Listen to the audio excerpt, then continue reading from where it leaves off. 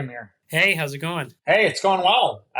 Going well. Wrote another blog post this week. Do you have a chance to look at it? Yeah, I did. I mean, this is something we've been talking about for a long time, and it's kind of crazy that companies haven't caught up to this yet. But yeah, you want to tell us about it? Yeah, I was talking to a CISO a few days ago, and he mentioned that he was going over some security questionnaires. And a lot of what we do is help companies with the security of their BYOD devices and getting policies in place. And I asked him, "Do you have any questions about BYOD on the questions you ask your vendors?" And he said no. And I asked a few other people, and no one's asking questions about this, or a lot of companies aren't asking questions about this. So I wrote a blog post just addressing this point that if you're sending your vendor detailed security questionnaires about their policies on company owned devices, on servers, that's great.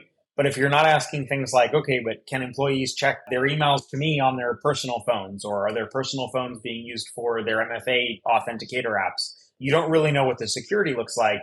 And ultimately, as a company, if you wouldn't allow a vendor to have unsecured corporate devices, but employees are doing work on their personal devices, why are you okay working with a vendor that may have unsecured personal devices or is lacking a mature BYOD policy? So wrote about that. It's something I've been definitely talking to some people about lately, and it seems like it's a big gap. Yeah, it is. And what's shocking about it is two parts. Like the first thing that's shocking about it is that these questionnaires have pretty granular questions Yeah, about other stuff. Like, what kind of endpoint security do you have? What are you doing for data loss, prevention on company endpoints?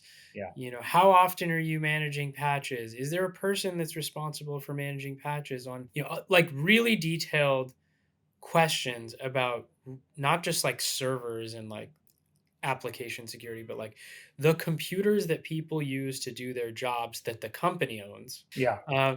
But but like no questions whatsoever about smartphones, personal devices, remote access. Can they log in to Slack from their Yeah. you know iPhones or whatever?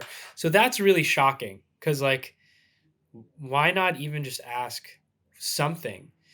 Because reason number two, which is it's really shocking, is that I think pretty much everyone has come around that like all these major attacks start in people's personal lives, which is the thing we talk about all the time.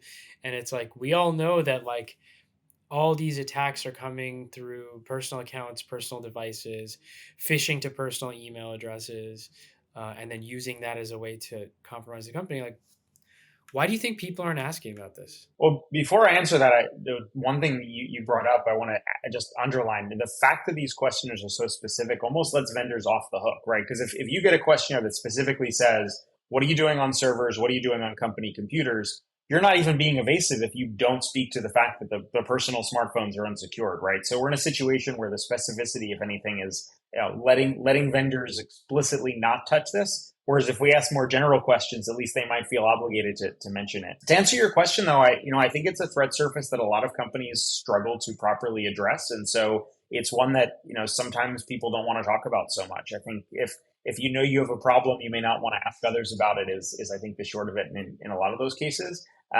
It's only in the last couple of years where we're really seeing more and more, and maybe a majority of companies be worried about this threat surface and really try to attack it. A lot of these questionnaires haven't been edited in 5, 10 years. Yeah, no, it's true. I mean, like we're coming up on, you know, 2014 was the target attack by their, supply chain risk, Yeah. HVAC provider. So, I mean, it is a relatively, in one hand, it's like relatively new that it's so common. Like now you pretty much can't buy or sell anything without doing some kind of like vendor auditing. I think the BYOD side is the relatively new part, but I agree. I referenced the target breach. I think that's kind of when it became mandatory to do the vendor vetting after Hmm. that got all the attention in 2014. I'm sorry I interrupted you. No, that's what I'm saying. Like, I mean, that was really, I think, a turning point for when it became so common.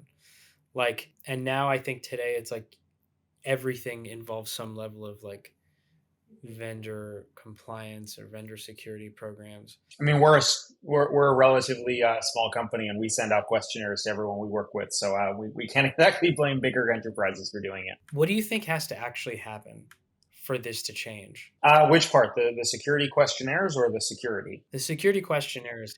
I think, I mean, look, they're tied together, right? So, like, if the security questionnaires change, People will start having to protect their companies because like no one will buy anything if they don't have it. It's definitely a chicken before the egg situation. Yeah. So what would have to change for the security questionnaires? Yeah, I mean, I think the reality is a lot of this stuff gets changed once something bad has happened, and what we're seeing. The reason we're talking about it now, right, is just look at the last year. We've had three of the biggest data breaches in the news come through personal devices, personal accounts. You look at go back another year, you have Colonial Pipeline, which is maybe the biggest data breach of the last 3 years. And so when people start getting burned by things is when they start adding items to questionnaires. So we're seeing some of that. The other piece I think we need comes back to the point I made about how people in glass houses shouldn't throw stones, right? As enterprises begin to secure this threat surface themselves, they're going to feel more comfortable asking vendors about it. And so, sometimes we see security questionnaires that do ask about BYOD, and that's when I actually talk to the CISO or other professionals there. It's a funny coincidence; those are the ones who are also protecting BYOD properly in their own companies. So I think as more enterprises take this threat surface seriously, they'll start protecting it themselves and they'll be comfortable asking their vendors about it. And then we'll start to see this risk come under control. The same way we did with all the other items that got added to security questionnaires over the years, right? As something bad happened and then we remediated it. And then we started asking vendors to do the same. Yeah, I think you're right. I think 100%. I think it's going to happen quick. Cool. Thanks so much, Tyler. Take care. Yeah, thanks. Good to talk to you, Amir. Bye bye.